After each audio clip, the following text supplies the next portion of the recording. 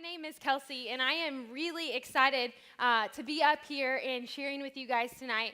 It has been a while since I've been up here, and if you know me, as it's getting closer to the Easter season, you know that there is nothing I would love more than to talk about Jesus coming to earth as the Son of God. And so we started a new series last week called Portraits of Jesus, where we're going to be looking at these I am statements that Jesus gives about himself. And Ben set up the series beautifully last week because he talked about that our hope was just that we could fix our eyes on the person of Jesus, that we wouldn't get so wrapped up in all of these things that culture says about Jesus or all of these things that we want him to be, but that we would fix our eyes and look at who Jesus says he is. And so first, before we dive into that, I want to tell you guys about my friend Mary. Mary, she lives in Frankfort, Indiana, and for those of you who don't know where that is, it's just north of Indianapolis. And Mary has lived there all of her life. She actually works as a nurse's aide at a place with the elderly who live inpatient at a place called Premier Healthcare. Mary has two kids. Her daughter's name is Brinley, and her son's name is Jace. And Jace just started kindergarten this past January. Mary and her kids are really excited because they're going to be moving from an apartment into their first home. And so Mary just had a birthday, and she got some DQ ice cream cake, because what other way better to celebrate than DQ ice cream cake? And they moved into their first home. They also have a dog, American Pit Bull. His name is Ghost. Really quick confession. I have no idea who Mary is, and it's so awkward because I just told you all those things about her life, but here's the deal. I was reading this book a couple weeks ago, and it was talking about how connected we are to technology and social media and our phones, and it was talking about the fact, this is nothing new, that it's affecting our ability, our communication skills, our social skills, because we're so connected to our technology. We're not able to be present with people, or it gives us this illusion that we know people when we don't really personally know them. And so to prove this point, I asked Siri, I said, Siri, what is the most popular first and last name in the United States? Because Siri never works, I had to Google it. So I Google what is the most common first and last name in the U.S. Mary Smith. Does that surprise anybody? No? Mary Smith is supposedly the first most common female's name in the United States. And so I get on Facebook because that's where you go when you want to figure stuff out, right? So I type in Mary Smith in Facebook, and there were a lot of Mary Smiths. And so I start scrolling through dozens and dozens of Mary Smiths. I had anywhere from like 3 to 20 mutual friends with all of these Mary Smiths. I'm not kidding. It was dozens and dozens till I finally get to one. I keep scrolling until I get to one where we only have one mutual friend. And I'm like, this is it. So I click on her profile, and literally no more than 5 minutes, I was able to tell you all that stuff about Mary. Like, that is creepy, right? Y'all are like, Kelsey, you are a creep. I know that we were gonna go into this being like, that is creepy. But I was able to tell you literally where she lives, where she works, her kids, their names, what's going on currently in their lives, just by scrolling through her Facebook page. And we're not even friends. Like, I was able to find her Instagram because it was linked up with her Facebook. And so that is awkward. Like, I know all this stuff about her life, and I just acted like she was my friend to you all. Like, I told you about her kids and stuff. So the moral of the story is check your privacy settings, people. Like, seriously. I really hope that Mary doesn't somehow find this on YouTube, because she really is not that far from New Albany. I mean, she's up Indianapolis, so that'll be a whole other conversation if somehow she stumbled across this. And I'm sorry, Mary, like, I think we're friends, kind of, I don't know. But the real point of this story, the whole moral of this story that I'm trying to prove here is that there is a difference in knowing about someone and then personally knowing them, right? Like, there's a difference in that. I can say, this is who Mary is. These are the facts about her life without knowing anything personal about her. This is the age of social media, y'all, where we can just get this false sense of really knowing people. And so we feel really connected when really we're not connected at all, because we're just scrolling through the feed, looking at the highlight reels of their lives, going, okay, this is where they work. This is what they love. This is where they get their morning coffee. This is where they work out at the gym and how often, because they have to post a selfie every time they go, right? I mean, I'm not hating, because if you looked at me in my social media, you would be like, man, I think that the only thing this girl knows how to do is post pictures of her dog. And that may be true. I love my dog. But then if you looked at my Twitter, you'd be like, man, this girl just tweets a lot of Bible verses and worship song lyrics. Yes, I do. Here's the thing. I love my dog, and I love tweeting Bible verses about what God's teaching me in my personal devotional life with him. But my social media, it doesn't tell the whole story about who I am. And you're not going to learn everything about me and my relationship with Christ from my online profiles. And here's the thing, here's the point where I'm like drawing it back to Jesus. There is so much more to know about Jesus than we just read on these pages. This tells a huge story of him, but there is a bigger story. And that story is to invite us into a relationship with him, because here's the thing, we are living and breathing examples of the gospel. And so this is the story of Jesus, but there's a bigger story, because he wants to invite you into a personal relationship with him. To actually know Mary, or to know someone I would see on Facebook, I would need to sit across from them in real life, like not behind a screen. I would need to sit across from them in real life, and they'd need to feel comfortable telling me some unseen things, some things that I could never learn from Facebook. It's the kind of information I could only receive by lovingly and consistently being a part of Mary's life. We can do the same thing with Jesus, and it be a very, very thin line, because that's how I'll often explain how I grew up, that I knew about Jesus, but that I didn't know Jesus, and there is a huge difference. So we can sit here tonight and go, okay, this is who Jesus says he is, and we can read the words on these pages, and then we can even write them in our notebooks and transfer them over. But there is so much more to know about Jesus than just recording some facts and saying we believe. Our hope in this series is that we would move from saying, yeah, I go to church, yeah, I go to the Return, and I'm in a small group, and I may tweet some Bible verses here and there. Yeah, I know some things about Jesus. But that our hope is that instead we would engage the person of Jesus in this gospel, that we would begin to know Jesus personally, and that the more we know him, the more we would fall in love with him. Whatever that looks like in your life, whether it takes the next 6 months, the next year, or 5 years, but that it is only something that you can get from spending personal and intimate and consistent time with him, like not just getting facts in bits and pieces about him. And so the Gospel of John, Ben introduced it last week, is the perfect place to start when that is our goal, because John provides us with a portrait of Jesus that we don't get anywhere else in the gospel. Among all of the things that people thought Jesus was, or that they wanted Jesus to be, this is who Jesus tells us that he is. And so Ben referenced last week that John gives us his written purpose of this gospel in chapter 20:31, and he just goes ahead and lays it out there why he recorded this account. And this is what he says. He says, "It is so that you may believe that Jesus is the Messiah, and that by believing, you may have life in his name." So he's recorded this not just that you would read these facts and go, oh, I believe, but that moving from belief, you would have life in his name, that he would give you life.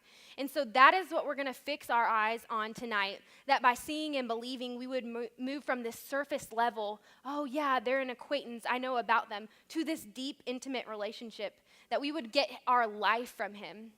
We heard about it last week, that he is the bread of life, that he wants to give us the eternal over the earthly. So he wants us to look past our present circumstances into the eternal with him as our Father and Creator.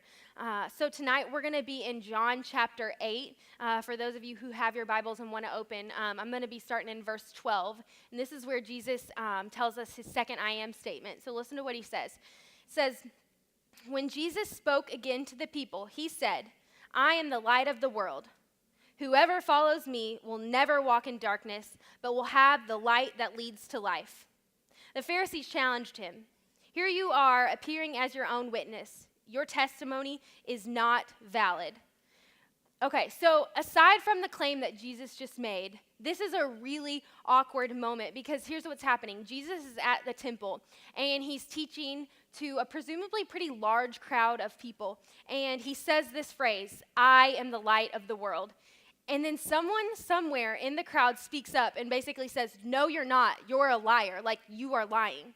Like, that is really awkward and uncomfortable. And so why does this person feel comfortable saying this? I don't know if it was just one person. It could have been several. But either way, they challenge Jesus in the moment and say, "You're lying, that's not true." And so the question is, why do they feel comfortable saying this? Like if I said something crazy and outlandish up here, one of y'all might stand up and call me out, but I don't know how common that would be or how comfortable you'd feel doing that. But in this setting, they feel very comfortable doing this, and you need to know why. Is because these people, they hold really tight to the law at this point in time. And so the law says that a testimony is not valid unless it's backed by 2 to 3 witnesses. And so at this point, they're saying, Jesus, you are only one person. You can't bear witness about yourself. You can't say this, just you alone, and it be true. And so it's important to look at how Jesus responds. And picking it up right in verse 14, it says, Jesus told them, "These claims are valid, even though I make them about myself, for I know where I came from and where I am going. But you don't know this about me. You judge me by human standards, but I do not judge anyone. And if I did, my judgment would be correct in every respect, because I am not alone. The Father who sent me is with me. Your own law says that if 2 people agree about something, their witness is accepted as fact. I am one witness, and my Father who sent me is the other." So let's unpack a little bit about Jesus' response here. What is he saying? He's telling them, first of all, he's saying, you all are only seeing this from a human point of view, from your human perspective. And Ben talked about it last week with the bread of life, that Jesus, he kind of has to keep repeating himself in these instances when he's talking about who he is. Because the people, they're just not getting it. And so why aren't they getting it? Because the people, they have this expectation of who the coming Messiah would be, whether he'd be a political leader or a king. They all have these expectations of who he would be. And Jesus is redefining all of their expectations. Because if Jesus is who he says he is, then all of us have one of 2 options: to either accept him or reject him. And that is exactly what these people did. Because if you keep reading throughout chapter 8 and on through the Gospel of John, you'll see people come to these 2 conclusions. It literally says that as he spoke, many believed in him. So that's the one option. And then it says, but so many times throughout the rest of the gospel, you'll see him tell the people who he is, and then they're still confused as if he didn't just tell them, and they'll go, "Who are you?" But like, who are you? Because they just cannot believe. And then it says later on that they become divided in what they believe about him. And so it's important to note, one, how does Jesus respond to their uncertainty? And that is also, how does Jesus respond to our uncertainty about him? And so he's basically, in his response to them, he's talking a ton about who sent him and where he came from, and how they're judging him by a human point of view. And so this is kind of how we're going to unpack his response. Basically, Jesus is saying, let's be clear about this. I know who sent me, and I'm telling you where I came from. I'm telling you about my connection with God, and that I am, in fact, the Messiah. And what he says basically is, I was there in the beginning when God the Father created the light and the world. So this is a massive claim by Jesus, just as last week. This is a claim to be the Messiah. It is a massive claim. And so I explained it earlier that we can see Jesus say, I am the light of the world. And then we go, bam, okay, he said it. Let me write it down. Jesus says, I am the light of the world. But what does Jesus really mean when he's saying that? And what does it mean to you and I today? We're going to try to go deeper into that and kind of pull some things from it. But to go deeper, we need to go to the beginning, because that is what Jesus is telling them. I know where I came from, and I was there in the beginning with the Father. And so before we dive into that, I want to look at the way that John starts his gospel in chapter 1, verse 1. And it says, just hang with me on this, and then I'll explain it. It says, in the beginning, the Word already existed. The Word was with God, and the Word was God. He existed in the beginning with God. God created everything through him, and nothing was created except through him. The Word gave life to everything that was created, and his life brought life to everyone. And so that passage right there is very complex, and I still haven't even begun to grasp the complexity of it, and I'm not sure any human brain ever will, because it's talking about the divinity and the person of Jesus and his coexistence with God the Father before creation. And so John is saying, if we can boil it down to this, in that passage, John is saying that the reason for God, it already existed before the beginning of creation. So God was always there, and he is the reason for life. Hang on to this, that God is not one of the created things. He is the eternal source of all created things. So God is not just a byproduct of creation. God is the eternal source of all of creation. John's thought here in the beginning of John 1, it's tied to the beginning of the Bible in Genesis. And so, like I said, hang with me. We're going to talk through the first 4 verses in Genesis, and I think they'll put all 4 verses up on the screen, but I'm going to walk through one verse at a time because it's going to begin to help us grasp this idea of light and Jesus saying, I am the light of the world. So Genesis 1:1, it says, in the beginning, God created the heavens and the earth. Okay, pause. In the beginning, God. So when we put a stamp on time and space and creation, there was God. And so before there was something in the beginning, there was God. So let that just blow your mind for a minute because it's been blowing my mind all week. Verse 2, now the earth was formless and void, and darkness was over the surface of the deep. And the Spirit of God was hovering over the waters. Okay, so the earth was these 3 things: formless, void, and darkness. So formless, there is no mold, there is no shape, there is no form to hold anything together. Empty, there is no nothing to even be held in the form because it's void. And then it just says that there was darkness. And so that's it, just God, nothingness, and darkness. Verse 3, and God said, let there be light. God said, let there be light, and there was light. So at the beginning of creation, the very first thing that God speaks into existence, light. Know this, that without Jesus, there is no light, because we just said there was nothingness. The earth was formless, and it was empty, and there was darkness. And so there is Jesus, darkness, and now there is light, because he speaks light. And so that's in verse 4. God saw that the light was good, and he separated the light from the darkness. God called the light day, and the darkness he called night. So we have this distinction now, darkness and light. And it says that God, he sees that the light is good. And so that must mean that the darkness is no good. And so to sum the first 4 verses of the Bible up, before the world was created, bam, there was God, and he spoke light into existence. The light wasn't made for the world, but the world was made for this light. The light was not made for the world was made for his light. And so, a lot of you all in here went to Passion with us when we went in January, and today I was driving in my car, and Shuffle came on my phone, a song, and it was a song that got introduced at Passion, a Hillsong song. That's awkward to say. Hillsong, and it's the song So Will I, and a lot of you guys have probably heard it since Passion, and it's so good, but it came on today when I was driving at one point, and I almost was in tears because the very beginning of the song, it like summed up everything that I just explained about Genesis. And so I wrote the little lyrics down on a card, and I just want to read it. It says, God of creation, there at the start, before the beginning of time, with no point of reference, you spoke to the dark and fleshed out the wonder of life, or of light. So, I was almost brought to tears just thinking about that idea. And it just blows my mind over and over again, and I get really excited about it because I want it to blow your all's mind too. It's a lot to grasp, but that God spoke, and there was light brought into this darkness. And so that is just a little tiny itty-bitty piece of what Jesus means when he says, I am the light of the world.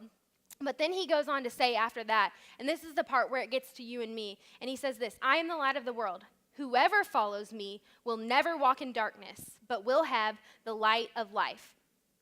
So how many of y'all were ever scared of the dark growing up? It looks like a little more than half of us. Okay, so here's the thing. I was very scared of the dark when I was little, and I spent a lot of time thinking about it as I've started to think about this darkness to light thing. And so here's the thing. It's not just particularly the dark I was afraid of. It was really more so the fear of all the things that could happen to me in the dark. And that fear had no limits. And that is something to be afraid of. And so think about it. If you were scared of the dark, why were you scared of the dark? Was it the actual darkness you were scared of? Or was it thinking about all the unimaginable things that could happen to you in the darkness? Here's the thing. Even normal, everyday things and objects can become scary when they're in the dark. I don't know what it is. They just become frightening when it's dark. And so who is familiar with what a nutcracker is? There's a lot of people who know what I think we're going to show this. If you don't know what a nutcracker is, these are nutcrackers. And I had like I'm pretty sure I had all the three on the right. So here's the thing about nutcrackers. These little wooden dolls, these little scary wooden dolls.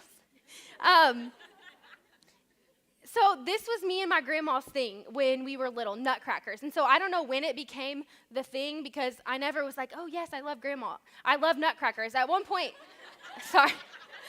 I never was like, Grandma, oh yes, I love nutcrackers. At one point, she just decided like this was going to be our thing and she was going to get me nutcrackers. And so I remember one Christmas when I was little, I even got to go to the Nutcracker Ballet, like at the Louisville Ballet, and I was so excited about that. But here's the thing, every Christmas, like clockwork, or my birthday, my grandma would get me a new nutcracker to add to my collection. And then like clockwork, my parents and I, we would place it up on my dresser by my bed. And so here's the thing, I didn't have any problem with the nutcrackers when it was daylight. But the issue was when it was night and it was dark in my room and it was time to go to bed, I suddenly became very afraid of these little wooden dolls. And people were like, why? Like my parents like, why? What would they do to me? I don't know. Anything they wanted to. It's the dark and I can't see. And I'm terrified that they're going to come to life and they'll do anything they want. And so that was the problem with the dark.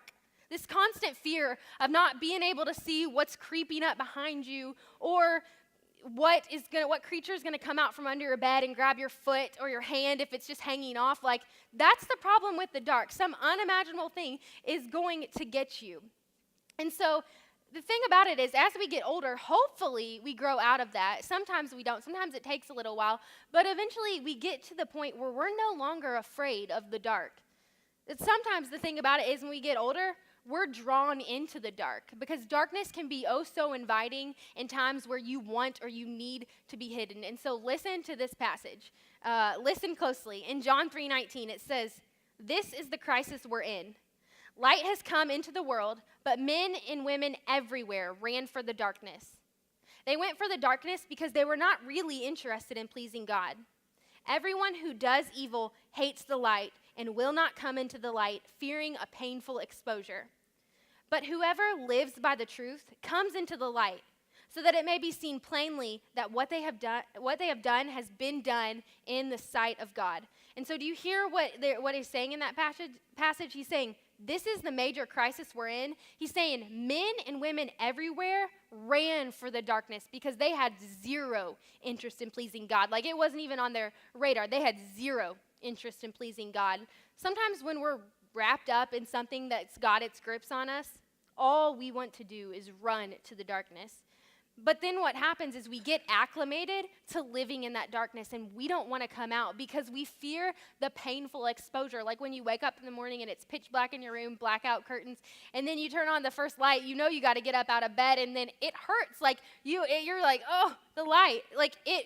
So when you live in the light for a long time, they fear coming out into the light because it's the potential of a very painful exposure. But let me tell you right now, sometimes that painful exposure is the surgery you need to save your life.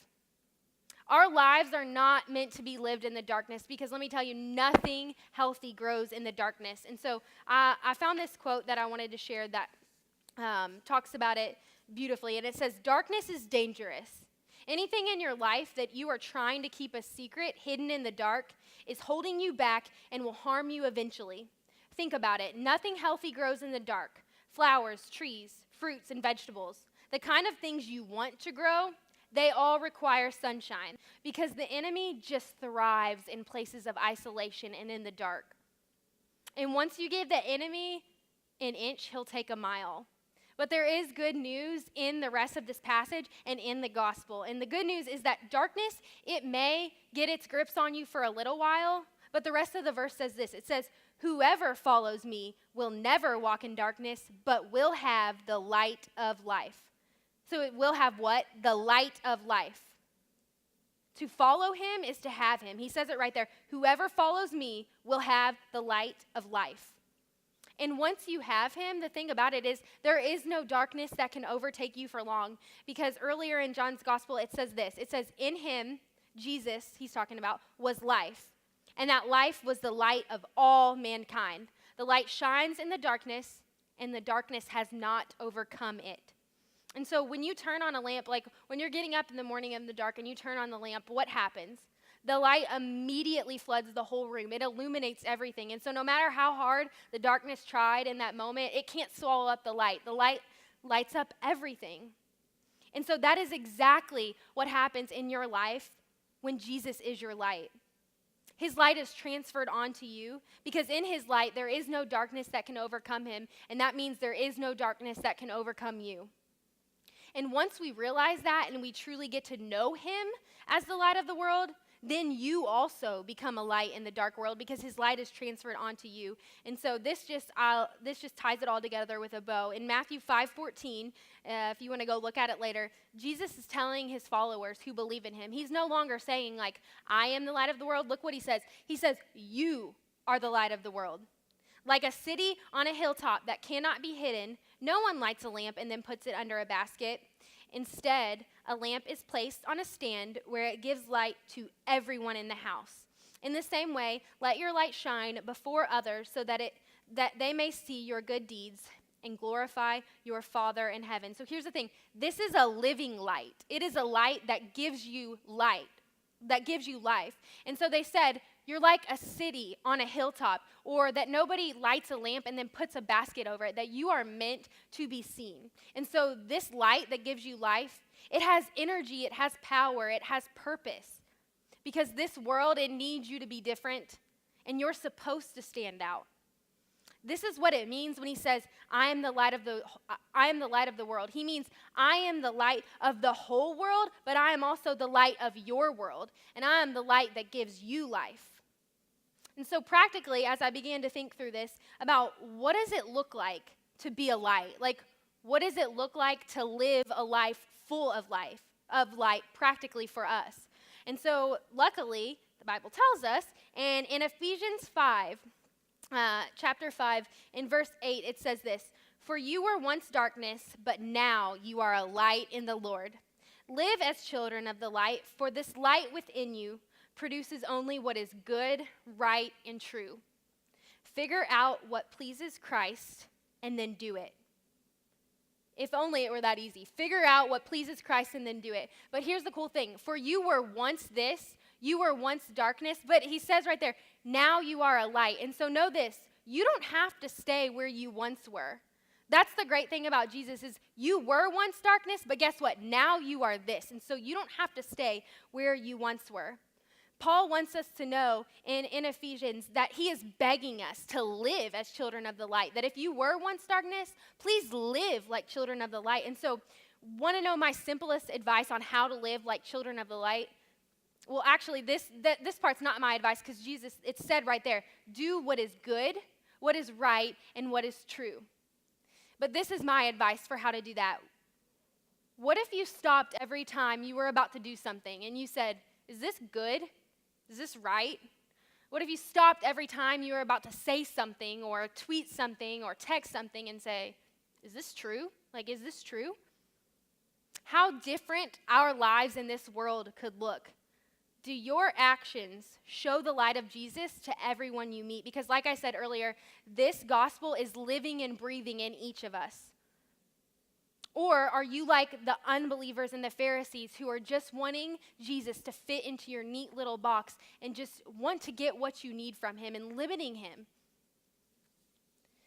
As we close out, my prayer for this is to these two different types of people in the room. My prayer for you is this, that if you are in this room and you feel stuck in darkness and you feel like you are continually worried about what unimaginable thing could happen next, or you're just not quite sure you're ever going to be able to make it in the light, I pray that the real personal Jesus, I pray that he would open up the eyes of your heart and he would begin to move you from dark to light. But I pray for all of us in this room that Jesus would lovingly shed a light into our lives where we need him the most, into the dark places where nothing healthy is growing. Because if not, the darkness, it will continue to spread like a sickness, and eventually that sickness will kill you. Remember, stepping into the light may very well be a painful exposure, but it is always the surgery you need to save your life. And for those of you in this room who have found Jesus as the light of your life, my prayer for you is this, for all of us is this, that we would move away from this mundane living or this commonality of this Christian fatigue syndrome, that we would wake up every day and we would go to class and go to work and we would say, I went to church and small group and I checked that off the list. We wouldn't just wake up every morning rolling out of bed saying, I don't want to talk to anyone today. Do I have to adult? Do I have to get up? No, because you are the light of the world. And this world needs you to be different. This world needs you to follow Jesus. Ephesians 5:14, a few verses after he's telling us, look like light. This is how you look like light. It says this, wake up, O sleeper, rise up from the dead, and Christ will give you his light. And so my last question is this. He is the light of the world, but is he the light of your world? Let me pray.